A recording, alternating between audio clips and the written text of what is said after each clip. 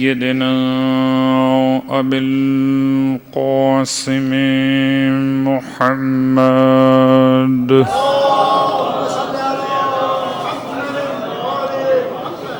وقلوا أهل بيته الطيبين الطاهرين واللعنة الدائمة على أعدائهم أجمعين. أما بعد فقد قال الله تبارك وتعالى في كلامه الحميد وفرقانه المجيد قوله الحق وهو أصدق القائلين. بسم الله الرحمن الرحيم. ويسألونك عن ذي القرنين قل سأتلو عليكم منه ذكرا. إنا مكنا له في الأرض وآتيناه من كل شيء سببا فأتبع سببا. صلوات پڑھ لے محمد وعلیہ.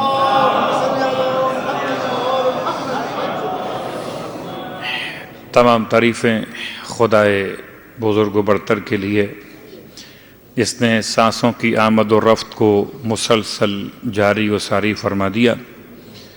ہر ایک سانس کے آنے پر اور ہر ایک سانس کے انسان کے بدن سے نکلنے پر خدا کا شکریہ واجب ہے. اور تمام ہدیہ درود و سلام و نزوات مقدسات کے لیے جن کے صدقے میں ہر نعمت کا شکریہ ادا کرنے کا طریقہ سکھا دیا گیا ہے. الحمدللہ الذی جعلنا من المتمسکین بالقرآن العظیم وجعلنا من المتمسکین بولایت علی بن ابی طالب علیہ السلام.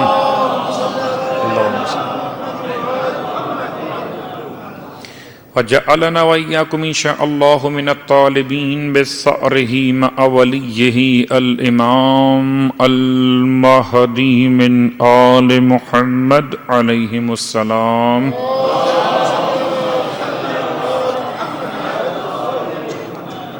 اما بعد خداوند عالم کا شکریہ ادا کرتے ہوئے کہ لیلۃ القدر پروردگار نے ہم سب کو نصیب فرمائی. پروردگار سے التماس ہے کہ مالک ہم میں صلاحیت نہیں تھی، ہم میں طاقت نہیں تھی، تو نے زندگی عطا کی، تیرا شکریہ. تو نے صحت و سلامتی سے مالا مال کیا، تیرا پھر شکریہ. تو نے غافلوں میں قرار نہ دیا، لیلۃ القدر یاد رکھنے والوں میں شامل کیا، تیرا شکریہ.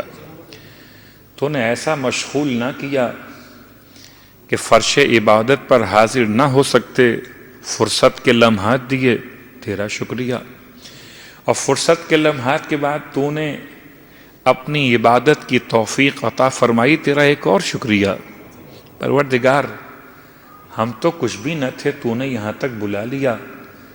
جب یہاں تک بلا سکتا ہے مالک تو قبول بھی کر سکتا ہے. ہمارے تمام اعمال ہائے شب قدر کو واسطہ اے مالک شب قدر، اس کا واسطہ جو صاحب شب قدر ہے، ہمارے اعمال قبول فرما لے. اور اس شکریہ کے ساتھ خدا کی حمد و ثنا اور درود و سلام کی کیفیت کے بعد سورہ مبارکہ کہف کی تفسیر کا بیان جاری و ساری ہے. اور اب جیسے جیسے ماہ رمضان کے آخری ایام قریب آتے جا رہے ہیں ویسے ویسے کچھ فرق محسوس ہوتا جاتا رہتا ہے. یہ یہاں کی بات نہیں ہے بلکہ دنیا بھر میں جہاں مسلمان رہتے ہیں، جہاں صاحبان ایمان رہتے ہیں، آغاز رمضان میں بڑا شوق اور جوش و خروش پایا جاتا ہے. اور انتہائی رمضان میں لوگ آہستہ آہستہ شاید تھک جاتے ہیں تو عبادتیں کم ہونے لگتی ہیں. بہرحال عبادتیں کم ہوں مگر ختم نہ ہوں، کہ ختم ہو جانا خطرناک ہے. اور بہرحال خدا تو وہ ذات ہے شاید میں اور آپ قبول نہ کریں کسی حقیر شے کو. لفظ حقیر کہنا بھی اپنے اور آپ کے لحاظ سے بات کر رہا ہوں. کوئی اگر اپنا جھوٹا ایک گھونٹ پانی دے تو مجھے اچھا نہیں لگے گا. خدا وہ ذات ہے جو یسیر کو بھی قبول کر لیتا ہے، تھوڑے سے عمل کو بھی قبول کر لیتا ہے. تو اس کی بارگاہ میں اعمال اور عبادات ختم نہ ہو، کم ہو تو مشکل نہیں ہے، ختم ہو جائیں تو مشکل ہو جائے گی. تو اب چونکہ سلسلہ کلام ہمارا رہتا ہے کہ ہم پہلے خطبہ شعبانیہ بیان کرتے رہے، آغاز تھا ماہ رمضان کا، اور اختتام پر روز کی دعاؤں سے تھوڑا سا استفادہ اپنے نفس کے لیے، آپ صاحبان ایمان کے لیے، اس یقین کے ساتھ کہ خدا قبول کرنے والا ہے اور قبول کیا کرتا ہے. ہمیں اس کے قبولیت کے اثرات محسوس ہوں کہ نہ ہوں، اس سے اس کا تعلق نہیں ہوتا. اللہم انی اسألک، کل کی دعا یہ ہے کہ اے پروردگار میں آپ سے سوال کرتا ہوں کل کے دن کے لیے، فیہ یعنی کل کا دن کو مراد لیں گے آپ آج کا دن جب آپ کل دعا پڑھ رہے ہوں گے. اللہم انی اسألک فیہ ما یرضیک، پروردگار میں آپ سے سوال کرتا ہوں کہ کل کے دن میں مجھے آپ وہ تمام باتیں عطا فرما دیجئے کہ جو آپ کو راضی کر دیتی ہوں. خدا کو راضی کر دینے کی باتیں بہت ساری ہیں، بہت طویل ہیں، کچھ باتیں آتی رہی ہیں اور آتی رہیں گی. ساری زندگی انسان کوشش کرتا رہے خدا راضی ہو جائے. بات اس سے پہلے بھی بیان ہو چکی، خالی ایک جملہ پھر ریپیٹ کر دیتا ہوں. شب جمعۃ المبارک ہے، شب توبہ ہے، شب دعا ہے، شب مغفرت ہے، شب ظہور امام زمان کہوں، شب اعمال، اللہم صلی، اعمال پیش کیے جانے کی رات کہوں. بہرحال امام کی خدمت میں اعمال پیش کیے جائیں یا امام کی خدمت میں صاحبان ایمان کو شرف قبولیت حاصل ہو جائے، شب جمعہ. تو شب جمعہ کی مناسبت سے رضائے پروردگار کا مسئلہ آسان کرتے ہوئے خالی ایک جملہ قرآن سے لیتے ہیں اور ایک جملہ قرآن کے علاوہ، کہ رضائے پروردگار بہت آسان ہے، بہت آسان ہے. انسان بس ایک کام کرے، انسان خود خدا سے راضی ہو جائے، خدا اس سے راضی ہو جائے گا. انسان خدا سے راضی ہو جائے، خدا انسان سے راضی ہو جائے گا. بات یہ ہے کہ ہم بندے ہو کر خدا سے راضی نہیں ہوتے، مگر وہ خدا ہو کر پھر بھی انسان سے راضی ہونا چاہتا ہے. اس کا کام ناراض ہونا نہیں ہے، اس کا کام تو راضی ہونا ہے. ناراض تو ہم اس کو خود کر دیتے ہیں. وہ ناراض ہوتا نہیں ہے، ہم اس کو ناراض کر دیتے ہیں. اور وہ راضی ہونا چاہتے ہیں، ہم اس کو راضی نہیں کر رہے ہوتے کہ ہم اس کی پرواہ نہیں کرتے. اگر گھر میں بچے ناراض ہو جائیں اور اگر آپ کے تعلقات اچھے ہوں کسی بھی شخص سے، شخصیت سے، رشتے سے، قرابت سے، اور وہ کوئی آپ کا محسن آپ سے ناراض ہو جائے، ناراضگی کی علامت کیا تھی کہ آپ نے سلام کیا، اس نے جواب نہیں دیا، آپ نے ہاتھ ملایا، اس نے آپ کو دعا نہیں دی، آپ بڑے پریشان ہوئے کہ باس آج ناراض ہیں، خدا خیر کرے کہیں ایسا نہ ہو کل مجھے پیک کر دیا جائے. کتنا خوف تھا آپ کے ذہن میں، یہ ناراض ہو گئے ہیں. اب آپ بار بار جاتے ہیں، سلام کرتے ہیں، کبھی رمضان کی مبارکباد پیش کرتے ہیں، کبھی شب قدر کا عنوان لے کر آتے، کبھی ایس ایم ایس کر رہے ہوتے ہیں اس کو راضی کرنے کے لیے، حالانکہ وہ مالک نہیں ہے، وہ رازق نہیں ہے، محی نہیں ہے، ممیت نہیں ہے، قادر نہیں ہے، مختار نہیں ہے، عالم نہیں ہے، واسع نہیں ہے، غفار نہیں ہے، ستار نہیں ہے، لطیف نہیں ہے، رؤوف بالعباد بھی نہیں ہے. اس کو راضی کرنے کے لیے آپ بار بار آگے پیچھے، اور اگر خدا ناراض ہو جائے تو ایسے اگنور کرتے ہیں جیسے کچھ ہوا ہی نہیں. تو پروردگار سے کل کی دعا کا حوالہ اور اب وہ آیت سے استفادہ کرتے ہوئے خالی وہ ایک ہی جملہ کافی ہے. بہت سے مقامات پہ استعمال ہو رضی اللہ عنہم ورضوا عنہ. کمال یہ ہے کہ دونوں طرف سے رضا مکمل ہو. وہ آیت جو آپ سنا کرتے ہیں سورہ مبارکہ مجادلہ کی آخری آیت، آیت نمبر 22، اس کا ترجمہ یہ کہ آپ نہیں پائیں گے ایسی قوم کو جو اللہ پر قیامت کے دن پر ایمان رکھتی ہو اور اس ایمان کے بعد وہ مودت اختیار کر لے ان لوگوں سے کہ جو خدا اور اس کے رسول سے جنگ کرتے ہوں، اس کے مخالف ہوں، چاہے وہ مخالف ان کے والد، ان کے بھائی، ان کے عزیز، ان کے خاندان والے ہی کیوں نہ ہوں. ان کی پہچان یہ ہے کہ ان کے دلوں پر خدا نے ایمان کو لکھ دیا ہے۔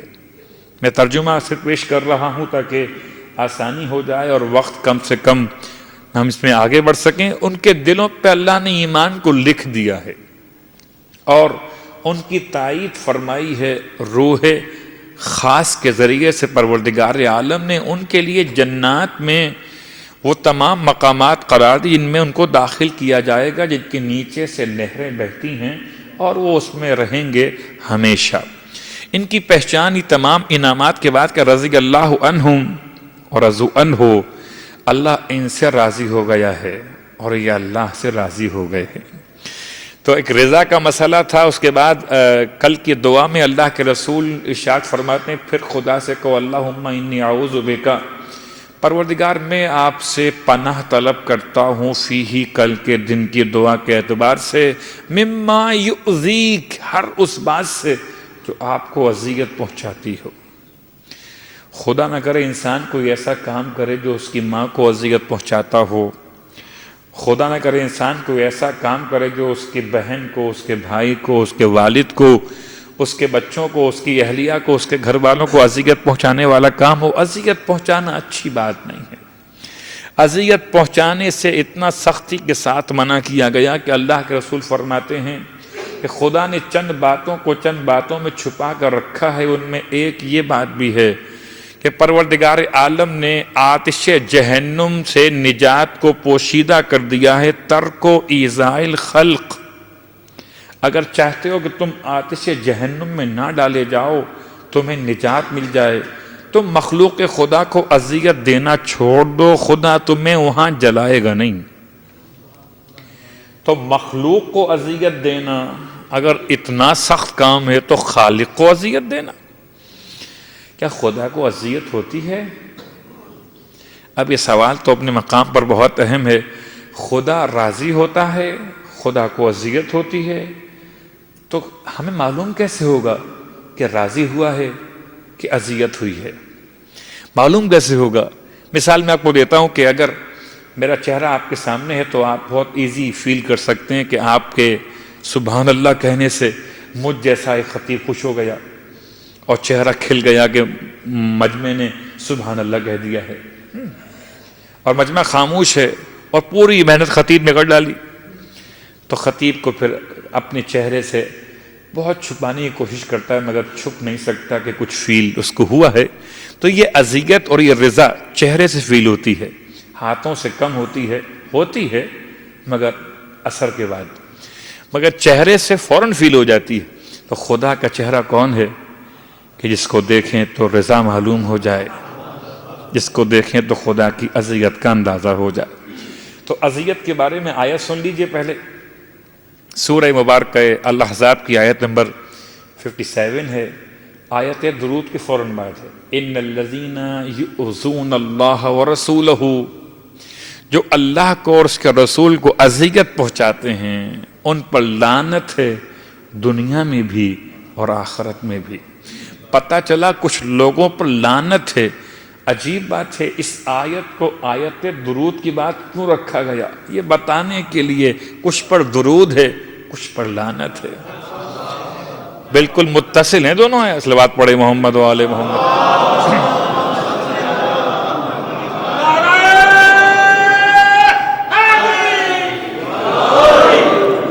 تو یہ میں سمجھتا ہوں کہ یہ کسی مخالف کو، کسی دشمن کو جلانے کے لیے اتنا ہی کافی ہے، اتنا ہی کافی ہے کہ جب آپ کبھی مل کر درود پڑھتے ہیں آل محمد پر، جن کے خاندانوں پہ درود نہیں ہے وہ خود بخود ذلیل ہو جاتے ہیں۔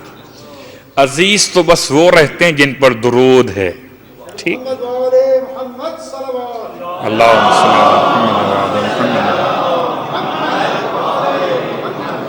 تو اب اللہ کے رسول کے فرمان جو آپ نے بہت بار سنا کہ جس نے فاطمہ کو اذیت دی اس نے مجھ کو اذیت دی، جس نے مجھ کو اذیت دی اس نے خدا کو اذیت دی۔ تو کل کے دن کی دعا بھی ہے، ہم سب کے لیے ذمہ داری بھی ہے کہ ہر ایسے کام سے بچیں جو کام خدا کو اذیت میں ڈالتا ہو۔ اور خدا کی اذیت کا مطلب ہے محمد و آل محمد کی اذیت، کہ وہ اذیت محسوس کرتے ہیں، اس کا مطلب خدا ان کاموں کو پسند نہیں کرتا ہے۔ وَأَسْأَلُكَ، اور میں آپ سے سوال کرتا ہوں التوفیق فیہ، کہ آپ کل کے دن کے روزے میں مجھے توفیق عطا فرمائیے اے پروردگار، کس بات کی؟ لِأَنْ أُعْطِيَكَ وَلَا آسِي، کہ میں آپ کی اطاعت کروں، آپ کی معصیت نہ کروں۔ واقعاً انسان دو دعا مستقل مانگتا رہے، ایک اطاعت کی دعا، ایک عدم معصیت کی دعا، کہ فرما بردار رہوں، کبھی نافرمان نہ بنوں۔ دونوں دعائیں چاہیے لازم، خالی فرما برداری کی اکیلی دعا کافی نہیں ہے۔ اس کے بعد فرماتے ہیں یا جواد السائلین، اور اے سائلوں پر جود و کرم کرنے والے خدا، تیری بارگاہ سے یہ تین چیزیں مانگی ہیں تو کیا مشکل کام ہے، تو عطا کرنے پر کل بھی قادر تھا اور آج بھی قادر ہے۔ تو یہ دعا تھی جو کل کے روزے کے عنوان سے دن کے دعاؤں میں شامل تھی، اور اس کا ثواب علماء نے لکھا ہے کہ یہ دعا جب آپ پڑھیں گے کل روزے کے عنوان میں تو خدا کیا عطا کرے گا۔ اب یہ ان کے لیے خاص دعا ہے، اس کا ثواب ہے کہ جو سمجھ سکتے ہیں کہ پروردگار نے کتنا کرم کیا ہے۔ سر کے بال سے لے کر بدن کے سارے بال، اب جن کی داڑھی ماشاءاللہ ہے ان کو مبارکباد ہو کہ ان کا ثواب اور بڑھ گیا، ورنہ یہ ثواب کم ہو گیا، داڑھی نہیں تو بال کم ہو گئے۔ صلوات پڑھے محمد والے، کیا کروں۔ تو ماشاءاللہ جن کی داڑھی ہے تو بال بڑھ گئے، سر کے بال الگ ہیں، بھووں کے بال الگ ہیں، اور داڑھی کے بال الگ ہیں۔ لمبائی کی بات نہیں کر رہا داڑھی کی، صرف گنتی کی بات کر رہا ہوں۔ تو یہ جسم پہ جتنے بال ہیں سارے بالوں کو لے کر اب کل کی دعا کا ثواب سنیے۔ فرماتے ہیں ہر ایک بال کے بدلے، جسم اور سر پر جتنے بال ہیں ہر ایک بال کے بدلے خدا وند عالم کل کے روزے دار کو اس دعا کی برکت سے 1000 خادم اور 1000 غلام ایسے جو یاقوت و مرجان کی طرح حسین ہوں گے خدمت گزاری کے لیے وہاں عطا کرے گا۔ تو جتنے بال ہیں سر سے اور بدن کے، ان کی تعداد میں ہر ایک بال کے اعتبار سے 1000 غلام، 1000 خادم۔ اور پھر کل کے روزے کا ثواب بھی سن لیجئے کہ دعا کا ثواب تو آپ نے سن لیا، کل کا روزہ۔ اب اگر ہم اور آپ تھک جائیں تو کیا ہوا، روزہ رکھنے سے، دعائیں پڑھنے سے خدا ثواب دینے سے نہیں تھکتا، اور لفظ تھکان کی نسبت تو اس طرف ہو ہی نہیں سکتی۔ تھکتا جو ہے وہ اونگ جاتا ہے، جو اونگتا ہے وہ سو جاتا ہے۔ وہ لا تاخذہ سنۃ ولا نوم ہے، کل یوم ہوا فی شان ہے، ہر دن اس کی نئی شان ہے، وہ نہ اونگتا ہے نہ سوتا ہے۔ تو کل کا ثواب کیا دے گا؟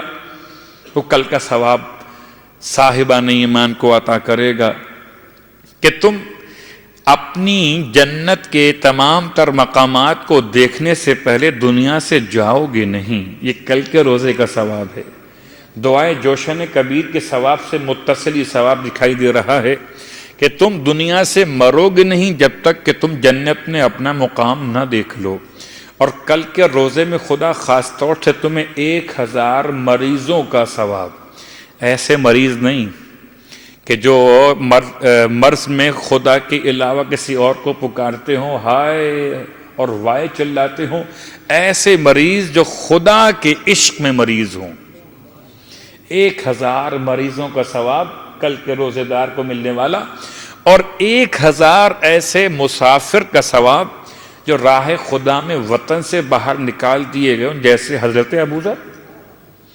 کل کے روزے کے اعتبار سے انسان کے نامہ اعمال میں ثواب تیسرا ثواب، بلکہ کہ چوتھا ثواب یہ کہ 1000 اولاد اسماعیل میں سے غلاموں کو خرید کر آزاد کرنے کا ثواب خدا کل کے روزے دار کو عطا فرمائے گا۔ تو روزہ کل کا ہوگا 24واں، اور یہ آج کی شب جو ہے وہ بڑی برکت والی شب ہے، بڑی محبت والی شب ہے۔ بہت بڑا آج کا مرحلہ شب کا ہے۔ وہ کیا ہے؟ 2 خوشیاں ہیں۔ اتفاق سے ایک خوشی تولا والی ہے اور ایک خوشی تبرہ والی ہے، اور ہم تو ڈھونڈتے پھرتے ہیں کہیں تولا تبرہ دونوں مل جائیں۔ تو کیا خیال پڑے، تبرہ بیان کروں یا تولا بیان کروں؟ سبحان اللہ، جواب ملا بیان تو مجھے دونوں ہی کرنے ہیں، لیکن پہلے تبرہ کر دیتا ہوں کہ میں کلمے کے اصول پہ چلتا ہوں، پہلے لا الہ کرتا ہوں، پھر کہتا ہوں الا اللہ۔ تو تبرہ یہ کہ شب جو ہے یہ تقویم امامیہ کے اعتبار سے شب 24 ہے نا، شب 24، کہ یہ شب 24 جو ہے اس میں ابو لہب کی موت کی شب ہے۔ تبت یدا ابی لہب،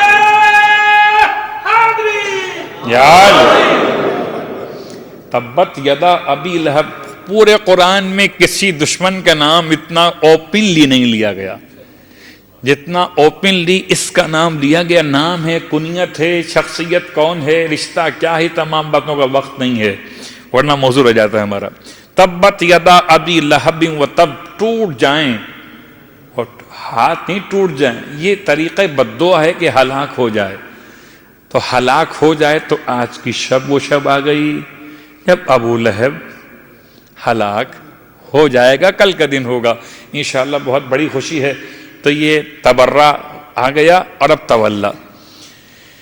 واقعاً نہ خوشیاں ملتی کائنات کو، نہ سلسلہ ولایت اور امامت آگے بڑھتا اگر وہ دو شخصیات آپس میں رشتہ ازدواج میں منسلک نہ کیے جاتے۔ تو آج کی شب جو ہے، قرآن تو نازل ہو گیا 23 کی شب میں، یا 19 یا 21، جو آپ معلوم کر چکے، آپ کے علم میں ہے شب قدر کا عنوان۔ یہ شب 24 جو ہے، اس میں تزویج امیر المومنین بالفاطمۃ الزہرا سلام اللہ علیہا کا امر نازل ہوا۔ یا علی، تو پروردگار نے اس حکم کو نازل کیا۔ یہ امر کے نزول کی رات ہے کہ جناب مولا متقیان کی شان تو اتنی زیادہ بیان انسان کہاں کر سکتا ہے، جتنی بیان کرے بیان ہوتی کہاں ہے۔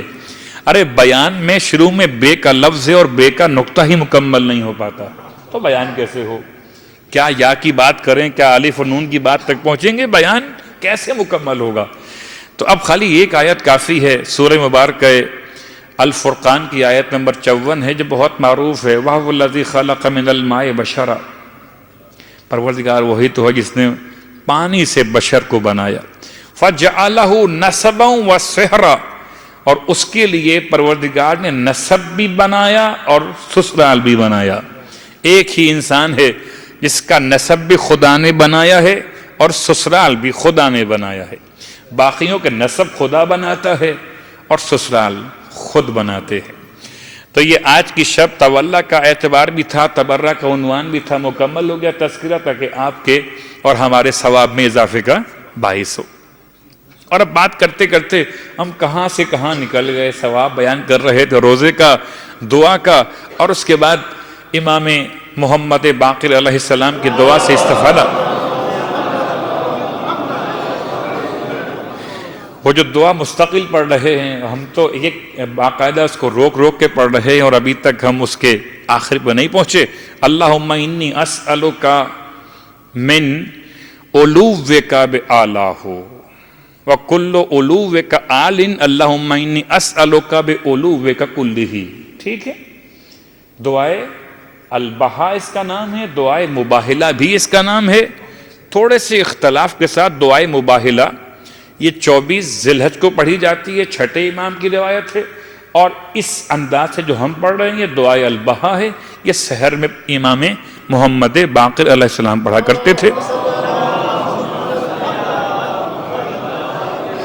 اور اس کا ثواب شروع میں بیان ہو چکا، خالی اس کا ترجمہ اور 2-3 اشارے۔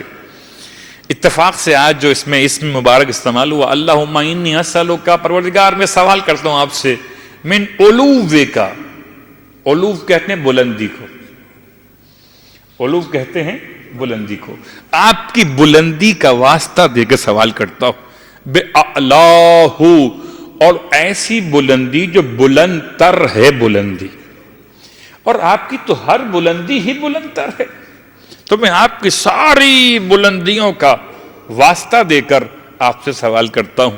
مجبوری یہ ہے کہ اردو زبان میں ترجمہ اتنا ہی ہو سکتا ہے جتنے الفاظ پائے جاتے ہیں، عربی زبان کی فصاحت و بلاغت تو بہرحال ٹرانسفر نہیں ہو سکتی زبان اردو کے اندر. البتہ اتنا حسین اس میں گرامی ہے علی پروردگار کا. یہ لفظ علی سے علو اور اعلیٰ علی سے ہے. اور پروردگار نے، اب علماء کہتے ہیں، علماء عرفان، پروردگار نے خاص طور سے آیت اللہ خمینی کی وہ شرح اس دعا کے حوالے سے فرماتے ہیں، پروردگار نے سب سے پہلے اپنے لیے جس نام کا انتخاب کیا وہ نام تھا علی. خدا عظیم بھی ہے، خدا غفور بھی ہے، خدا رحیم بھی ہے، خدا کے سارے اچھے نام ہیں، سارے اچھے نام خدا کے، مگر خدا نے سب سے پہلے جس نام کو اپنے لیے منتخب کیا وہ اسم مبارک علی تھا. اور اب چاہے وہ آپ اس کو یوں پڑھ لیجئے کہ قرآن سے معلوم کر لیں کہ علی کہاں استعمال ہوا، یا کل کی دعائے جوشن کبیر کا عنوان غالباً نمبر 35 میں لفظ علو استعمال ہوا ہے، یا من ہوا فی قوت ہی علی، اے وہ جو اپنی قوت میں علی ہے، اور یا من ہوا فی علو ہی قریب، اور اے وہ جو اپنے علو میں قریب ہے. اب میں اس کی کیا تشریح پیش کروں، علو بھی ہے قریب بھی ہے. بیچارے مسلمان اگر خالی یہی دعا پڑھ لیتے تو ان کو سمجھ میں علی کے معنی آ جاتے. وہ کہتے ہیں علی کہتے ہیں بلند دروازے کو، خدا بھی علی ہے، اور خدا ایسا بلند ہے کہ بلند ہونے کے باوجود سب سے قریب ہے. حالانکہ یہ چھت اگر بلند ہے تو مجھ سے دور ہو گئی نا، ایسی بلندی خدا کی نہیں ہے کہ جیسے چھت بلند ہو اور انسان سے دور ہو. خدا بلند بھی ہے اور قریب بھی ہے. کیا شان بیان کریں اس کی واقعاً کہ خدا کو سمجھنے کے لیے آل محمد کے در کے سوا کون سا در ملے گا جو سمجھائے. تو یہ دعاؤں کا انداز ہے. دعائے جوشن کبیر پڑھتے ہیں تو آج ایک جملہ دعائے جوشن صغیر کے لیے بھی سن لیجئے. دعائے جوشن صغیر جو ہے یہ دعائے جوشن کبیر سے زیادہ افضل ہے بعض علماء کے نزدیک. حالانکہ وہ کبیر ہے، یہ صغیر ہے.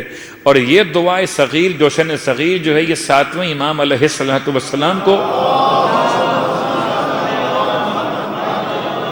اللہ کے رسول نے تعلیم دی. تفصیلات چھوڑتا ہوں، خالی ایک اشارہ کرتا ہوں، جب کبھی مشکل پیش آئے، کوئی ایسی آپ کو مشکل ہو جہاں آپ کو جانا ہو، آپ کی پیشی ہو، آپ کو طلب کیا گیا ہو کسی معاملے میں آفس کے حوالے سے یا کوئی اور معاملات مقدمات کے ہوں، آپ کو جانا ہو، آپ واقعاً اگر حق پر ہیں، آپ حق پر ہیں تو اس دعا کو پڑھ کے جائیے، خدا آپ کے حق میں فیصلہ کروا دے گا.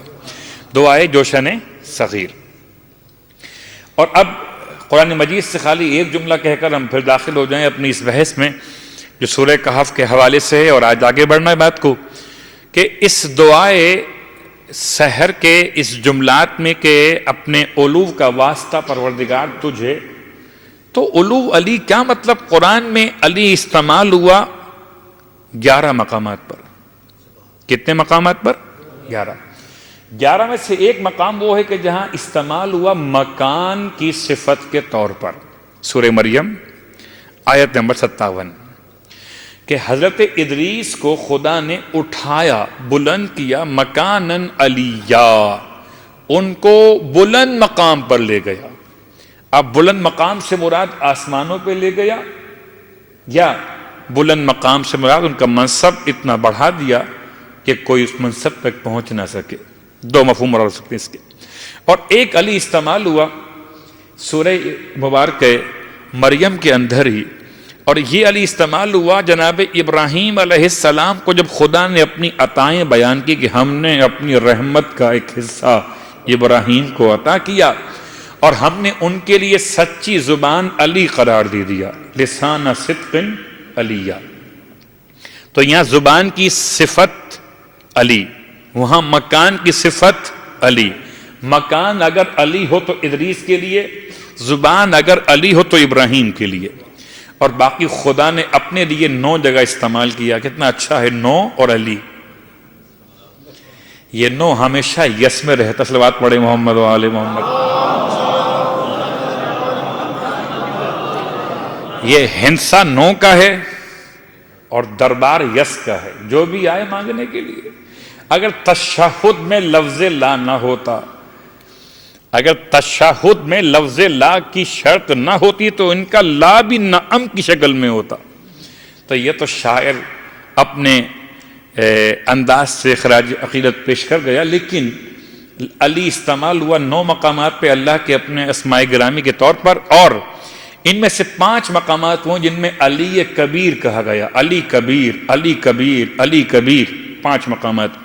2 مقامات جہاں علی عظیم اور 2 مقامات جہاں علی حکیم۔ تو علی کبیر 5 جگہ، علی عظیم 2 جگہ، علی حکیم 2 جگہ، کل 9 مقامات بنے کہ جہاں پروردگار نے اپنے آپ کو علی کہا۔ اور اس کے اس دعا کے ساتھ اب آئیے اس علی عظیم سے دعا کرتے ہیں کہ پروردگار تو بھی علی ہے، تیرا بندہ بھی علی ہے، تجھ کو تیرے ہی بندے علی کا واسطہ کہ اے علی، علی کا واسطہ ہماری دعائیں قبول کر لے۔ اور اب دعاؤں کی قبولیت کے ساتھ ساتھ مولا کا نام بھی ہے، خدا کا نام بھی ہے، اور اب ہم داخل ہو گئے اس مقام پر جہاں حضرت خضر اور حضرت موسیٰ ابن عمران کے واقعات تھے۔ موسیٰ ابن عمران علی نبینا و آلہ السلام بڑے عظیم پیغمبر ہیں، صاحب کتاب، صاحب شریعت نبی ہیں، اور یہ بات بتا دوں کہ بعض علماء کے نزدیک حضرت موسیٰ ابن عمران کا علم حضرت خضر سے زیادہ علم تھا حضرت موسیٰ کو، لیکن پھر پروردگار نے بھیجا کیوں ہے، یہ سارا مسئلہ کیوں رکھا گیا؟ کچھ پیغامات ہوتے ہیں سنانے کے لیے، کچھ سمجھانے کے لیے۔ حضرت موسیٰ صاحب کتاب ہیں، حضرت خضر صاحب کتاب نہیں ہیں۔ حضرت موسیٰ 9 بینات کے حامل، 9 آیات بینات، 9 آیات بینات، ان کے پاس 9 معجزے تھے موسیٰ ابن عمران کے پاس، اور حضرت خضر کے پاس خالی 1 معجزہ ہے۔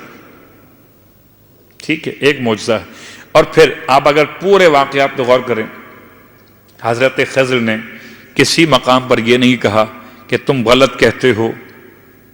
جب آپ نے ٹوکا کہ کشتی میں سوراخ کیوں کیا، تو جواب میں یہ نہیں کہا جناب خضر نے کہ تم غلط ٹوکتے ہو، بلکہ یہ فرمایا کہ میں تم سے کہتا تھا نا کہ تم صبر نہیں کر سکو گے۔ بہت سوچنے کی بات ہے، اور بڑے نازک سے انداز میں 2 معصوموں کی بات کو لے کے چل رہا ہوں کہ کبھی ایسا نہ ہو کہ میرے کسی ایک جملے سے کسی ایک معصوم کے بارے میں کوئی ہلکا سا بھی ذہن جانب غیر عصمت متوجہ ہو۔ بات واضح ہے؟ حضرت موسیٰ علیہ السلام جب اعتراض کر رہے تھے، لفظ اعتراض بھی میں کہتا ہوں، تو جناب خضر علیہ السلام نے جواب میں یہ نہیں فرمایا کہ آپ رونگ، آپ غلط، بلکہ فرمایا کہ میں تو کہتا تھا کہ آپ برداشت نہیں کر سکتے، آپ میں یہ صبر نہیں ہو سکے گا۔ اور تینوں مقامات پر جہاں حضرت موسیٰ نے اعتراض کیا ہے، اور تینوں جگہ حضرت خضر نے انداز اختیار کیا کہ آپ صبر نہیں کر سکتے۔ اور اب اس کے بعد وہ مرحلہ کہ جہاں جواب دینے کا وقت آ گیا، اور کل ایک جواب دے چکے، گرچہ اس میں بہت ساری ڈیپس ہیں، اتنے سوالات ہیں کہ خالی اگر یہ موضوع قرار دیا جائے تو واقعاً 30 دن بھی کم ہیں کہ شرعاً گنجائش کا نکلتی ہے۔ اس میں کوئی شک نہیں کہ حضرت خضر نے جواب دیا کہ میں نے کشتی میں سوراخ اس لیے کیا تھا کہ پیچھے آنے والا بادشاہ کشتیوں کو جبراً قبضے میں لے رہا تھا، تو جو کشتیاں بے عیب تھیں، جن میں کوئی نقص نہ تھا، انہیں قبضے میں لیتا تھا۔ میں نے اس لیے اس میں عیب پیدا کر دیا کہ یہ قبضے میں نہ لی جائے اور ان بیچاروں کا روزگار جو مسکین لوگ ہیں چلتا رہے، کہ اس میں کیلیں لگا کر، لکڑی کا تختہ لگا کر کام چلا لیں گے، مگر کشتی بچ جائے گی، بے عیب سے ہی مگر کشتی بچ جائے گی۔ اب میں کیا جملہ استعمال کروں؟ مولا نے 25 سال تلوار نیام میں کیوں رکھی؟ کہ اقتدار کسی اور کے ہاتھ میں صحیح، اسلام بچ جائے گا،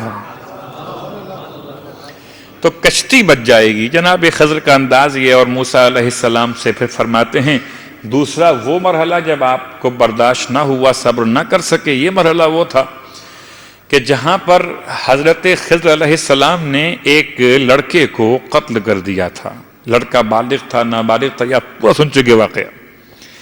اب کیوں قتل کیا تھا جبکہ بظاہر وہ کوئی قصاص اور دیت کا مسئلہ بھی نہیں تھا؟ فرماتے ہیں قتل اس لیے کیا کہ وہ اما الغلام فکان ابواہ مؤمنین، بہت غور کیجئے گا کہ اس کے دونوں والد اور والدہ تھے مؤمن. اس بچے کے، لڑکے کے، جوان کے والدین کون تھے؟ مؤمن تھے.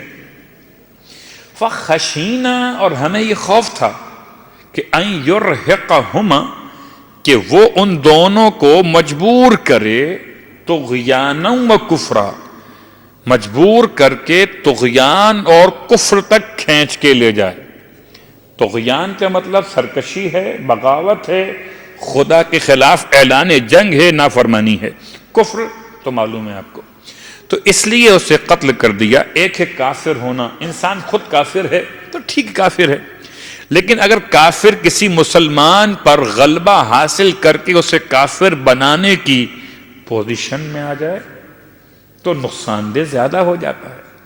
کافر اپنے آپ کے لیے کافر ہے فی النار، کافر کسی مسلمان کو کافر بنانے کے لیے کھڑا ہو جائے تو پھر اس کو روکنا ضروری ہو جاتا ہے. تو آپ موسیٰ علیہ السلام کا سوال سمجھیں، وہ کہتے تھے کیوں مار دیا اسے؟ تو اس کا کفر باعث نہیں بنا کہ اسے مارا جائے، بلکہ ایماندار والدین کو مجبور کرنا باعث بنا کہ وہ ان کو کہیں کافر نہ بنا دے. اس لیے اسے جناب خضر علیہ السلام نے قتل کر دیا. اور یہ جو قتل کیا ہے، فرماتے ہیں فَأَرَدْنَا، پس ہم نے چاہا. اب کیا انداز ہے، کیا اس میں ان کے الفاظ ہیں جو قرآن نے بیان کی. ہم نے چاہا، کیا چاہا؟ اب میں جملہ کہہ دوں، کوئی اگر مجھ سے پوچھے کہ بھائی یہ کیسے ممکن ہے کہ جو کام ابھی کیا نہ ہو، فخشینا، خوف تھا نا، ابھی کیا تو نہیں تھا، والدین کو کافر بنایا نہیں تھا، خوف تھا کہ بنا دے گا، مجبور کر دے گا. اور والدین اس بچے سے اتنی محبت کرتے ہیں کہ محبت میں آنکھیں بند کر کے کافر ہو جائیں گے. خود میں نے دیکھا، بہت سے مقامات بھی دیکھا، ماشاءاللہ بہت نمازی پرہیزگار صاحب، گاڑی بھی ہے، سجدے کا نشان بھی ہے، اور بیٹی کی شادی شب جمعہ ہے اور گانے بج رہے ہیں، بے پردگی ہے، عورت اور مرد مکس بیٹھے ہوئے ہیں. پوچھا یہ کیا مسئلہ ہے؟ کہا مولانا کیا کریں، بچوں کی خواہش تھی. تو پتہ چلا کبھی کبھی بچے اپنے والدین کو جہنم میں لے جانے کا پکا انتظام کر دیتے ہیں. کیسے ہیں بیچارے والدین، صلوات پڑھے محمد و آل محمد. لیکن اب سوال یہ پیدا ہوا کہ آخر جو کام کیا نہیں ہو اس کی سزا پہلے کس دی جائے؟ جو کام اس نے کیا نہیں تھا اس کی سزا پہلے کیوں دی جائے؟ جواب بڑا آسان ہے. حضرت نوح علیہ السلام نے بد دعا کر دی ان کے لیے جو پیدا بھی نہیں ہوئے تھے. فرمایا اب اگر یہ پیدا بھی ہوں گے، ان کے یہاں اولاد بھی ہوگی تو کافر ہی پیدا ہوگی، تو پروردگار ان کو زمین پہ مت چھوڑ، کافروں کو زمین پر باقی رہنے نہ دے. اگر اب ان کے یہاں اولاد بھی ہوگی تو کافر ہی ہوگی. تو جو اولاد ہوئی ہی نہیں، وہ کافر ابھی قرار دی ہی نہیں گئی. جناب نوح علیہ السلام کی بد دعا ان کو دنیا میں آنے سے پہلے ہی ختم کرنے کے لیے تھی. تو اگر وہ جائز ہے یہ بھی جائز ہے. ابھی اس نے کچھ کیا نہیں ہے، لیکن خشینا، ہمیں یہ خوف تھا. یہ کون کہتا ہے؟ جناب خضر کہتے ہیں. اور خضر نے کیوں کہا یہ جواب آخر میں آئے گا. ہمیں یہ خوف تھا تو ہم نے یہ چاہا. کیا چاہا؟ کہ این یبدلہما ربہما، کہ ان دونوں والدین مومنین کا پروردگار ان کو بدلا دے اس بیٹے کی جگہ خیرم من ہو، جو اس بیٹے سے بہت بہتر خیر ہو. اس کا مطلب وہ خیر نہیں تھا، اس لیے خیر خیر کے بدل میں نہیں آتا، خیر تو شر کے مقابل میں آتا ہے. یہ شر کے مقابلے میں خیر کہا جاتا ہے. ایک خیر. اور زکوٰۃ، زکوٰۃ کہتے ہیں پاکیزہ کو، تزکیہ کرنے والے کو. اب یہ اس جملے کی نفی ہے جناب موسیٰ علیہ السلام فرما رہے تھے کہ آپ نے ایک نفس زکیہ کو قتل کر دیا، تو نفس زکیہ وہ نہیں تھا، اب جو خدا اس کے بدلے میں دے گا وہ نفس زکیہ ہوگا۔ وہ اقرب رحمہ، اور جو اب دے گا پروردگار ان کو اولاد، بہت زیادہ صلہ رحمی کو انجام دینے والی ہوگی۔ اولاد کیا ہوئی؟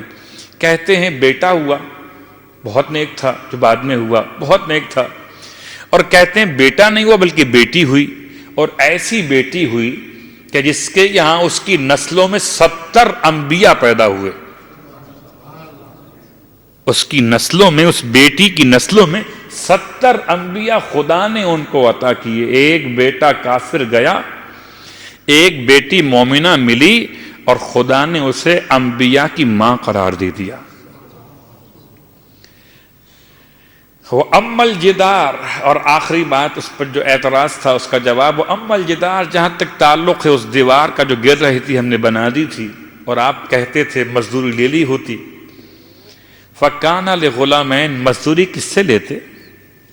وہ دیوار تو تھی 2 بچوں کی، ایسے بچے تھے کہ یتیمان فی المدینہ، وہ دونوں یتیم تھے پورے شہر میں۔ یتیم یہ کہ ان کا باپ مر چکا، کوئی سرپرست موجود نہیں تھا کہ جو ان کے لیے کچھ حاصل کر سکتا ہوتا، ان بچوں کی دیوار تھی۔ وَكَانَ تَحْتَهُ كَنْزٌ لَهُمَا، اور اس دیوار کے نیچے تھا خزانہ جو ان دونوں یتیم بچوں کا تھا۔ وَكَانَ أَبُوهُمَا صَالِحًا، اور ان بچوں کا باپ بڑا نیک انسان تھا۔ فَأَرَادَ رَبُّكَ، پس آپ کے رب نے چاہا، موسیٰ، بڑا فرق ہو گیا، وہاں تھا اردنا، ہم نے چاہا، یہاں ارادہ ربک، آپ کے رب نے چاہا موسیٰ کہ ان یبلغا اشدہما، کہ وہ دونوں بچے بالغ ہو جائیں، سن رشد کو پہنچے، اس کا مطلب نابالغ تھے، بالغ ہو جائیں۔ اب مزدوری کس سے لیتے؟ نابالغ بچوں سے تو معاملات کیے نہیں جاتے، نابالغ بچے سے معاملات خرید و فروخت نہیں ہو سکتے، اجیر و ماجور کے مسائل نہیں ہو سکتے، نابالغ ہے، اس کا کیا ہوا معاہدہ قابل اطمینان نہیں ہوتا ہے۔ تو اس حد تک کہ وہ دیوار باقی رہ جائے کہ بچے بالغ ہو جائیں۔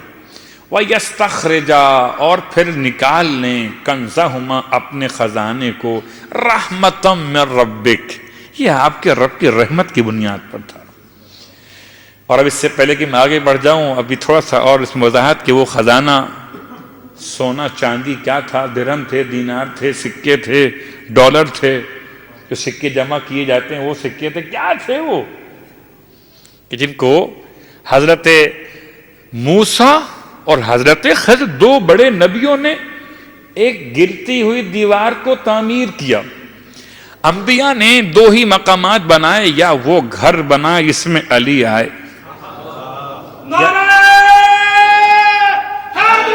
یا علی، یا کہ دیوار بنائی، یتیموں کی دیوار بنائی، ایسی دیوار بنائی ہے بغیر مزدوری لیے ہوئے۔ تو اب پہلی بات تو یہ کہ وہ دیوار جو گر رہی تھی بچوں کی تھی، بچوں کا باپ صالح تھا، یہ باپ سے مراد سگا باپ ہے، الاقرب، ایک قول الاقرب ان کا باپ، یعنی بالکل وہی باپ جو سگے باپ کے عنوان میں ہوتا ہے، یعنی یہ بیٹے وہ باپ۔ اور ایک قول نہیں، یہ باپ نہیں تھا بلکہ یہ 7ویں نمبر کا جد تھا، کہ 7واں نہیں 10واں نمبر تھا، تیسرا قول 10واں نہیں 70واں نمبر تھا، چوتھا قول 70واں نہیں 700 پشتیں گزر چکی تھیں۔ 4-5 قول ہیں اس بارے میں کہ وہ تھا کون۔ میں کہتا ہوں اگر باپ صالح ہو اور چاہے 700 پشتیں درمیان سے گزر جائیں، خدا پھر بھی اس صالح باپ کے عمل کا نتیجہ اولاد کو وہاں دیتا ہے۔ تو کبھی کبھی عمل صالح یہ سوچ کر کیا کیجئے کہ آپ کے کام آئے نہ آئے، آپ کی نسلوں کے کام آئے گا، آپ کی نسلوں کے کام آتا ہے عمل صالح۔ تو ایک عمل صالح، اب دونوں آیات دیکھیے، غور کیجئے کہ وہاں بیٹا نافرمان ہے، ماں باپ صالح ہیں، یہاں باپ صالح ہے اور بیٹوں کا خزانہ جو ہے وہ خطرے میں ہے. دونوں مقامات پر خدا نے ایک عظیم پیغام دیا کہ اگر کوئی کفر و طغیان میں آگے بڑھے تو امام وقت کی نگاہوں میں واجب القتل ہے اگر اپنے والدین کو کفر پر مجبور کرنے جا رہا ہو. اور خدا اس کی جگہ بدل دیتا ہے اور ایسی بدلتا ہے کہ کافر چلا جاتا ہے اور ایسا مومن آتا ہے. بیٹا ہو تو مومن، بیٹی ہو تو مومن. اور ایک مقام یہ کہ باپ نے صالح عمل کیا تھا اور نسلوں نے اس کا فائدہ اٹھایا ہے. اس کے بعد اب رہی بات یہ کہ آخر میں فرماتے ہیں وما فعلتہ عن امری. اس کا ترجمہ کروں پہلے یہ بتاؤں خزانہ کیا تھا. خزانہ کیا تھا؟ دو روایتیں اہل سنت کی روایات بھی ہے اور تشیع کی روایت بھی، اور اتفاق ہے اہل سنت کی روایات ہیں مولائے متقیان علی ابن ابی طالب علیہ السلام سے مروی.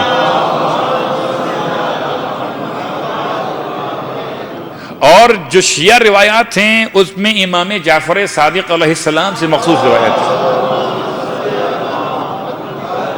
یعنی بیچ کی جو اسانید ہیں اس کے لحاظ سے فرق ہو. تو مولا کی روایت ہے، چھٹے امام کی روایت ہے. روایات کا خلاصہ پیش کر دوں.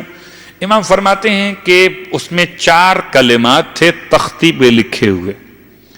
نہ درہم تھے، نہ دینار تھے، نہ زیورات تھے، نہ جواہرات تھے. کیا تھے؟ ایک تختی تھی. اب وہ سونے کی تھی یا چاندی کی تھی، اس میں اختلاف، مگر تھی قیمتی. اور قیمتی اپنے میٹیریل کی بنیاد پر تھی یا میٹر کی بنیاد پر تھی. میٹیریل اہم نہیں تھا، میٹر بہت اہم تھا. اس لیے تختی کا وزن نہیں دیا گیا، اس کے الفاظ دیے گئے. فرماتے پہلا کلمہ لکھا تھا لا الہ الا اللہ. کیا لکھا تھا؟ لا الہ الا اللہ. یہ اتنا بڑا کلمہ ہے کہ یہاں روک کر کہوں آپ کی خدمت میں مولا کی وصیت کے کچھ حصے بیان کیے تھے. اس میں ایک خاص جملہ کہتے ہیں کہ جب امام کی وصیتیں مکمل ہوئی، امام کی زبان خاموش ہوئی، تو خاموش نہیں ہوئی. وصیت تمام کرنے کے بعد امام نے اپنی زبان پر جس ذکر کو مسلسل کیا وہ تھا لا الہ الا اللہ، لا الہ الا اللہ، لا الہ الا اللہ، یہاں تک کہ مولا رخصت ہو گئے. تو سب سے آخری کلمہ جو امام کی زبان پر مسلسل رہا وہ تھا کلمہ لا الہ الا اللہ. تو پہلا کلمہ اس تختی پہ لکھا ہوا تھا لا الہ الا اللہ. اس کے بعد لکھا تھا من ایقن بالموت، جو شخص موت پہ یقین رکھتا ہو، کیف یضحک، وہ ہنستا کیسے ہے. ومن ایقن بالحساب، اور جو شخص حساب پر یقین رکھتا ہو، لم یفرح قلبہ، اس کا دل کبھی خوشی محسوس نہیں کر سکتا. دھڑکا لگا رہتا ہے نا، مثالیں بہت سی آ چکی. دھڑکا لگا، جب مسئلہ حساب کا آئے دھڑکا لگا رہتا ہے کہ اگر بیلنس نہ ہوا، آؤٹ ہو گیا تو کیا ہوگا. لم یفرح قلبہ، جس کو حساب پر یقین ہو اس کا دل فرحت مند نہیں ہوتا. اس سے موت پر یقین ہو وہ مسکراتا یا ہنستا نہیں ہے. اور آخری جملہ ومن ایقن بالقدر، اور جسے خدا کی تقدیر پر یقین ہو، لم یخشى الا اللہ، وہ اللہ کے سوا کسی اور سے ڈرتا نہیں ہے. یہ 4 کلمات ہیں، ان میں پہلا کلمہ طیبہ ہے، 3 کلمے نصیحت کے. یہ تھا خزانہ جو دفن تھا. ہم کتنی کتابیں لا کر بوسیدہ ہو جانے کے بعد، مذہبی کتابیں خاص طور سے لا کر مسجد کے سپرد کر دیتے ہیں. ہمارے گھر میں جگہ نہیں رہی، کتاب پرانی ہو گئی، مگر قول معصوم پرانا نہیں ہوتا، کتاب پرانی ہو جاتی ہے. قول امام تو ہمیشہ تر و تازہ ہی رہتے ہیں. ان 4 جملوں کی اتنی اہمیت تھی کہ انبیاء نے دیوار بنائی بھوکے پیٹ میں، اور ہمارے نزدیک کوئی اہمیت نہیں ہے. قول امام کی، قول رسول کی، قول خدا کی. کتاب بوسیدہ ہوئی، اٹھا کے ڈال دی، لا کے رکھی گھر میں، اور کھولنے کے لیے وقت نہیں ملتا. تو واقعاً یہ بات غور طلب ہے کہ انبیاء نے وہ دیوار بنائی ان 4 کلمات کے لیے تھی. بس ان 4 کلمات کی کیا اہمیت ہے. اب رہ گئی بات حضرت خضر کی داستان مکمل ہونے کو ہے حضرت خضر کا زمانہ اور آپ کا نام. یہ بہرحال ایک بڑی مشکلات والی بات ہے. بعض کہتے ہیں یہ الیاس ان کا نام ہے، خضر ان کا لقب ہے، لیکن یہ غلط ہے. الیاس الگ ہیں اور یہ الگ ہیں. الیاس بھی پیغمبر ہیں اور یہ بھی پیغمبر ہیں، اور ان کا نام ہے تالین، اختلاف کے ساتھ. اب نام بتا رہا ہوں میں آپ کو، تالین. اور ان کے والد کا نام ملکان بھی ملا، مالک بھی ملا. تالین بن مالک بن عابر بن ارفشخت اور بن سام بن نوح. حضرت نوح کی 5ویں نسل میں حضرت خضر علیہ السلام گزرے ہیں. اور خضر ان کا نام نہیں تھا، ان کا نام تھا تالین. ٹھیک، ان کا نام تھا تالین، تے الف لام یہ اور الف، تالین. اور ان کا نام خضر کیوں پڑ گیا؟ کہ ان کو خدا نے ایک معجزہ دیا تھا. میں نے ابھی آپ سے شروع میں کہا تھا کہ موسیٰ علیہ السلام کے 9 معجزے تھے، ان کا ایک معجزہ تھا. معجزہ کیا تھا؟ کہ جہاں بیٹھتے تھے بنجر زمین پر، وہ زمین سرسبز ہو جاتی تھی. خضر کا مطلب یہی، خضروات جو آپ کہتے ہیں سبزیوں کو خضروات کہتے ہیں نا یہاں پر، تو خضر کا مطلب سرسبز و شاداب، اس کی برکت سے زمین ہو جاتی تھی. جہاں سے گزرتے تھے، جہاں بیٹھتے تھے، زمین سرسبز و شاداب ہو جاتی تھی. کوئی ایسا ہو منحوس اپنے قدم میں کہ قدم رکھے تو پانی خشک ہو جائے، زمین بنجر ہو جائے، اور کوئی ایسا ہو جو قدم رکھے تو زمین سرسبز ہو جائے. بس اتنا پہچان لینا، جو زمین کو بنجر کرتا ہے اسے دجال کہتے ہیں، جو زمین کو سرسبز و شاداب کرتا ہے اسے ناصر امام کہتے ہیں. اور یہ انبیاء، سارے انبیاء میں 4 انبیاء ایسے ہیں جن کو خدا نے موت نہیں دی ہے، اب تک زندہ ہیں. سارے انبیاء میں 4 انبیاء ایسے ہیں کہ جن کو ظاہری موت بھی نہیں آئی ہے. ان میں سے 2 انبیاء ایسے ہیں جو اوپر اٹھا لیے گئے، 2 انبیاء زمین پر رکھے گئے. بیلنس اپنے الفاظ میں میں کہہ سکوں تو کہہ دوں کہ بیلنس اللہ نے کیا ہے. 2 کو رکھا اوپر ہے، 2 کو نیچے رکھا ہے. جن کو اوپر رکھا ہے وہ 2 ہیں. 2 کون؟ ایک حضرت عیسیٰ ابن مریم اور ایک حضرت ادریس علیہ السلام. اور جو 2 کو نیچے رکھا ہے ان کو تقسیم کیا ہے کہ ایک خشکی میں رہتے ہیں اور ایک پانی پر رہتے ہیں. پانی پر رہتے ہیں ان کو حضرت خضر کے نام سے، نہ حضرت الیاس کے نام سے پہچانا گیا، اور جو خشکی پر رہتے ہیں ان کو حضرت خضر کے نام سے پہچانا گیا ہے. 4 انبیاء ہیں جو ابھی تک حیات ہیں، اور یہ 4 انبیاء وہ ہیں جو نصرت امام زمانہ کریں گے.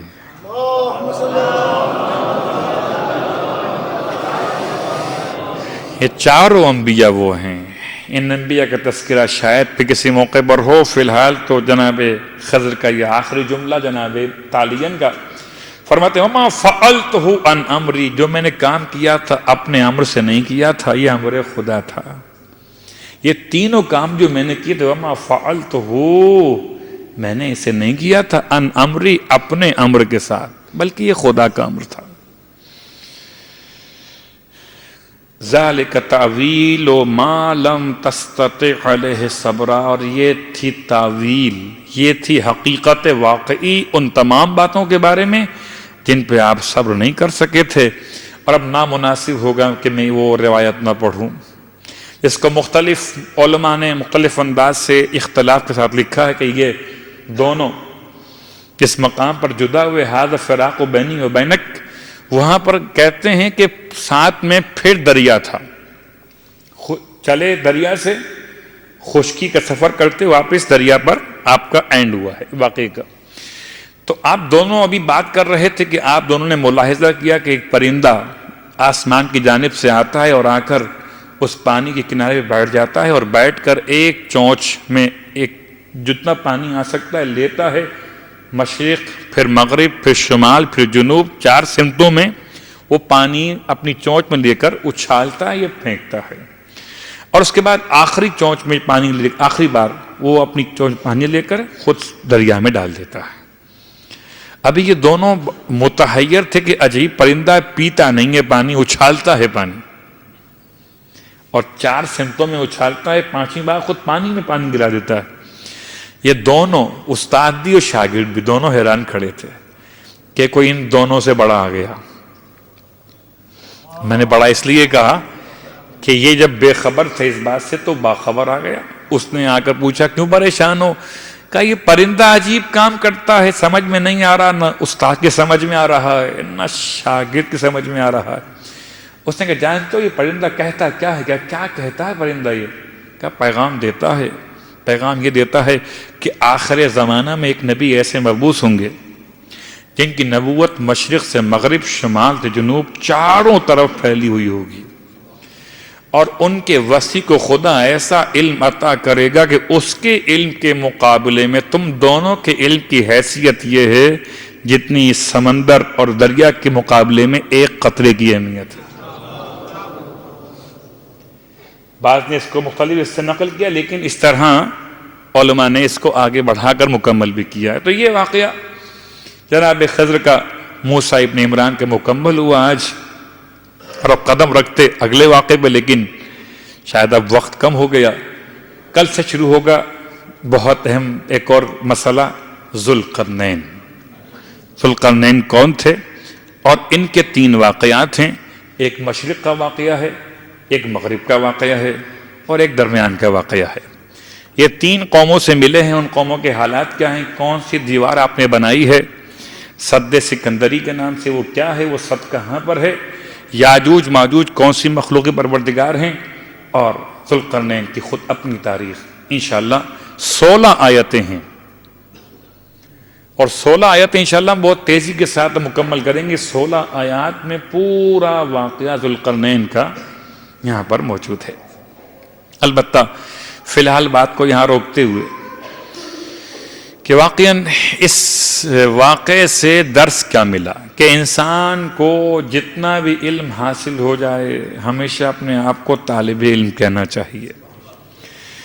انسان جب بھی کبھی کسی استاد کے سامنے پہنچے تو زانو ادب کو ایسے تہ کرے کہ استاد کی عزت استاد کے اعتبار سے محسوس ہو، اور اس واقعے سے حاصل ہونے والے سبق کے ساتھ ساتھ میں ابھی تذکرہ کر چکا کہ حضرت خضر علیہ السلام امام کے لشکر میں شامل ہوں گے، تو اب صرف امام زمانہ علیہ السلام کے حوالے سے 2 جملے اور سن لیجئے۔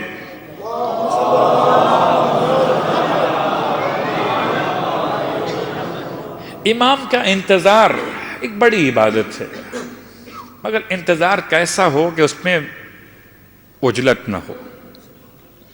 امام فرماتے ہیں، 8ویں امام کو فرمان ہے کہ ما احسن الصبر و انتظار الفرج، کتنا حسین ہے صبر کرنا اور فرج کا انتظار کرنا۔ امام نے صبر کو انتظار کے ساتھ ملایا ہے۔ انتظار ہو مگر بے صبری نہ ہو، بے چینی ہو امام کے لیے، بے صبری نہ ہو، عجلت نہ ہو۔ اور پھر صرف ایسا نہیں کہ آپ اور ہم ہی امام کا انتظار کرتے ہیں، بلکہ مرزا آقائے ابو الفضل قہوچی ایک ایرانی مومن ہیں اور قہوہ بیچنے والے ہیں، تو قہوچی کہے جاتے تھے۔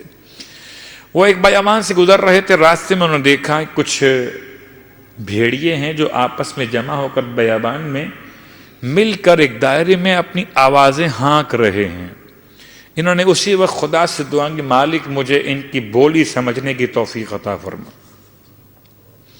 اور خدا نے اس لمحے کے لیے اس عالم اور عارف پر وہ کیفیت طاری کی کہ انہوں نے بولی سمجھی۔ کیا کہہ رہے تھے؟ وہ سب مل کر روتے تھے، فریاد کرتے تھے، پروردگار کب تک حرام خوراک کھائیں گے؟ تو اب اپنے حجت کے ظہور میں تعجیل کر دے کہ حلال خوراک مل سکے ہمیں۔ حیوانات بھی منتظر ہیں، خالی آپ اور ہم منتظر نہیں ہیں۔ اور پھر وہ انبیاء کا انتظار بھی مسلسل ہے۔ جناب لوط علیہ السلام نے سورہ ہود کی آیت کا حوالہ ہے، یاد کیا جناب آخر امام کو، فرماتے تھے جبکہ گھر میں آپ کے مہمان آئے، اور مہمان تھے انسانوں کی شکل میں، اور باہر جو اوباش آپ کی قوم کے بدماش لوگ تھے جو غلط کام کرتے تھے، ان کی نگاہیں اور وہ طاقت تھی جو اس سے آپ گھبرائے، تو فرماتے تھے کاش کوئی ہوتا رکن شدید، یہ میرے پاس قوت ہوتی، اور یا میں رکن شدید کی پناہ لے لیتا۔ آوی الی رکن شدید، تو رکن شدید سے مراد امام زمانہ کی ذات جناب لوط نے یاد کیا۔ عیسیٰ ابن مریم تو یاد کرتے ہی ہیں حضرت آخر الزمان کو کہ آپ کو ان کے لشکر میں شامل ہونا ہے۔ واقعاً ایک جملہ اور کافی ہو جائے اگر بات مکمل ہوتے ہوتے، کیا پڑھتے ہیں آپ؟ اللہم عجل ولیک الفرج، یا اللہم صلی علی محمد وآل محمد وعجل فرجہم، فرجہو نہیں، اس کا مطلب ایک کا نہیں ہے، ایک کی کشادگی نہیں ہے، یہ ظہور امام پورے آل محمد کی کشادگی کا نام ہے۔ تو ظہور امام اکیلے ظہور امام کی شکل نہیں ہے، کیا خبر، کیا انداز ہے۔ ہم تو یہ دعا پڑھتے ہیں کہ وَأَجِّلْ فَرَجَهُمْ، پروردگار آل محمد کے فرج میں کشادگی میں تعجیل فرما دے۔ اور چونکہ خاص طور سے پردیس میں رہنے والے اس بات کو محسوس کرتے ہوں گے، کتنا امام کی بارگاہ میں فریاد کی، پروردگار اب تو ظہور کر دے۔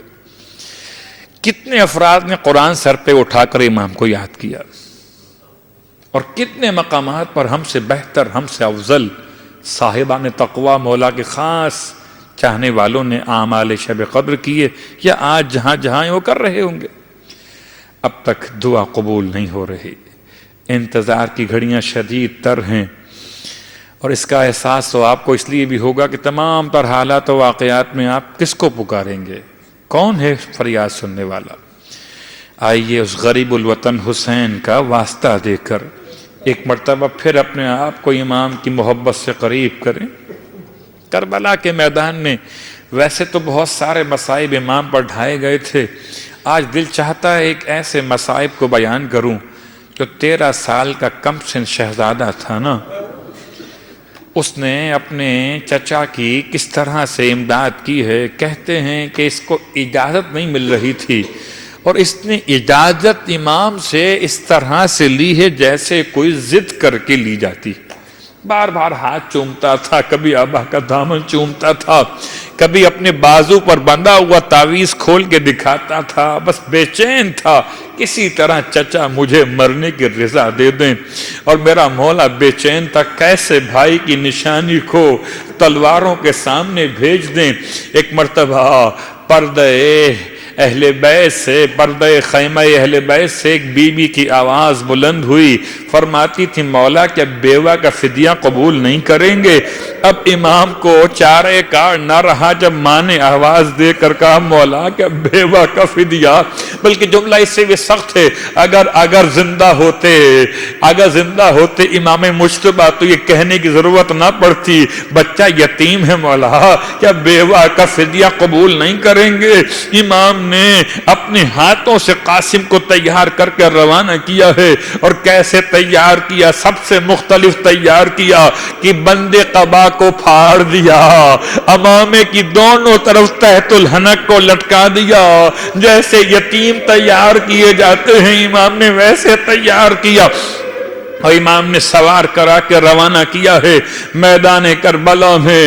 ارے وہ تاریخ کا سخت ترین مرحلہ تھا جبکہ شامی پہلوان کے 4 بیٹوں کو واصل جہنم کرنے کے بعد امام نے دعا کے لیے ہاتھ اٹھائے اور خدا نے کامیابی قاسم کو عطا کی۔ بس ایک جملہ سنیے گا، بڑا قیامت کا وقت تھا جبکہ قاسم نے اپنے چچا کو آواز دی تھی، اور چچا جب پہنچا تو اس وقت پہنچا کہ ایک مرتبہ آواز دی یا اماں ادرکنی، چچا اماں میری مدد کو پہنچیے۔ 2 بار آواز دی، چچا پہنچا، تیسری بار آواز دے چکا بچہ، اب جو آواز دی چچا کو نہیں دی ہے بلکہ خیمے کا رخ کی آواز دی یا اماں ادرکنی، اے اماں مدد کو آئیے۔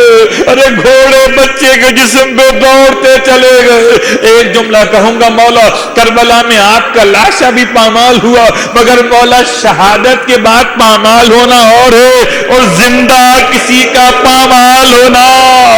قاسم زندہ پامال ہوا، ارے چیختا رہ گیا شہزادہ اور گھوڑے دوڑتے رہ گئے۔ جب امام لاش کے قریب آئے تو فرمایا بیٹا چچا جب پہنچا جب کہ تیرے بدن پہ گھوڑے دوڑ چکے تھے۔ رونے والوں جملہ سنو گے، بس ایک جملہ اور سننا، ایک جملہ سننا۔ آپ کتنے غریب ہو، آپ پردیس میں بیٹھے ہوئے ہو نا، اور ہر مسافر غریب الوطن غریب کہا جاتا ہے۔ امام لاش کو کیسے اٹھا کے لائے ہیں؟ ارے کسی اور طرح ممکن نہ ہوا تو امام نے اپنی ابا کا دامن بچھایا، لاش کو سمیٹ لیا، ٹکڑے جمع کیے، اٹھا کے لے چلے، خیمے میں قریب پہنچے، آواز دی بھابھی آئیے قاسم آ گیا۔ قاسم کہاں ہے؟ دکھائی نہیں دیتا، نہ ہاتھوں پہ قاسم ہے نہ کندھے پر لیٹا ہوا قاسم ہے۔ ارے کہاں ہے قاسم؟ اب جو گٹری کھول کے بچھائی ہے، واہ غربتا، خدا کسی ماں کو بیٹے کی لاش ایسی نہ دکھائے۔ رونے والوں جملہ سنیں گے، شیخ مہدی مصائب پڑھا کرتے تھے کربلا معلیٰ میں، اور ایک دن انہوں نے مصائب پڑھے، روز کی مجلس ہوتی تھی امام کے روزے پر۔ مصائب کیا پڑھے کہ کربلا میں میرا مولا جب لاشیں گنج شہیدہ میں جمع کر رہا تھا، امام نے ایک طرف اکبر کی لاش کو رکھا، گٹھی بچھا کر ایک طرف قاسم کی لاش کو رکھا، اور دونوں کے بیچ میں خود بیٹھ گیا، ایک ہاتھ قاسم کی لاش پہ رکھا، ایک ہاتھ اکبر کی لاش پہ رکھا، آسمان کی جانب دیکھا، پروردگار سے رو کر کا پروردگار حسین غریب ہو گیا، دونوں ہاتھ خالی ہو گئے۔ یہ مصائب پڑھ کر شیخ مہدی واپس اپنے ٹھکانے پر آ گئے، جہاں رہتے تھے، اپنے مکان میں آ گئے۔ دوپہر کا وقت ہوا، کھانے کے بعد سو گئے۔ حالت خواب میں کسی معظمہ کو دیکھا، سر سے پاؤں تک نقاب پہنے ہوئے، ہاتھ میں عصا لیے ہوئے، قریب آ کر کہتی شیخ جو روایت آج حرم میں پڑھی ہے نا، آئندہ نہیں پڑھنا۔ شیخ حالت خواب میں ہاتھ جوڑتے ہیں، کہتے ہیں بی بی غلط ہو تو آئندہ نہیں پڑھوں گا، کہ روایت غلط نہیں ہے، جب سے تو پڑھ کر آیا ہے میرے بیٹے کو ہوش نہیں آ سکا۔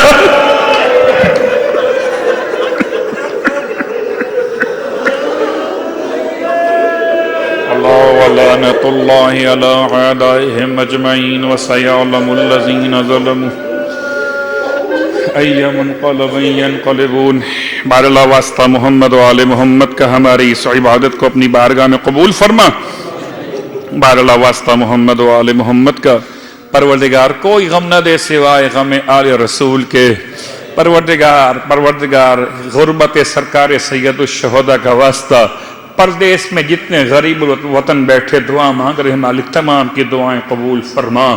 پروردگار امام کے دونوں مقدس ہاتھوں کا واسطہ، اکبر کی لاش کا واسطہ، قاسم کے ٹکڑوں کا واسطہ، جو پریشانیاں ہیں ان تمام پریشانیوں کو مومنین کی دور فرما دے۔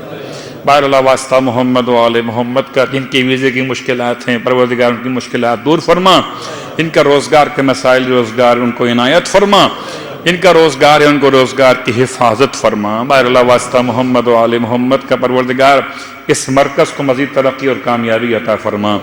امام بارگاہ علی رضا کی تعمیر میں پروردگار مزید کامیابی عطا فرما اور تمام رکاوٹوں کو دور فرما دے۔ بار اللہ واسطہ محمد و آل محمد کا مرنے سے پہلے کربلا معلیٰ کی زیارت نصیب فرما، مرنے کے بعد کربلا والوں کی شفاعت نصیب فرما، جنت میں کربلا والوں کے قدموں میں غلاموں کو جگہ نصیب فرما، امام زمانہ علیہ السلام کے ظہور میں تعجیل فرما، ہم سب کو امام علیہ السلام کے ادنا ترین خدمت گزاروں میں شامل فرما۔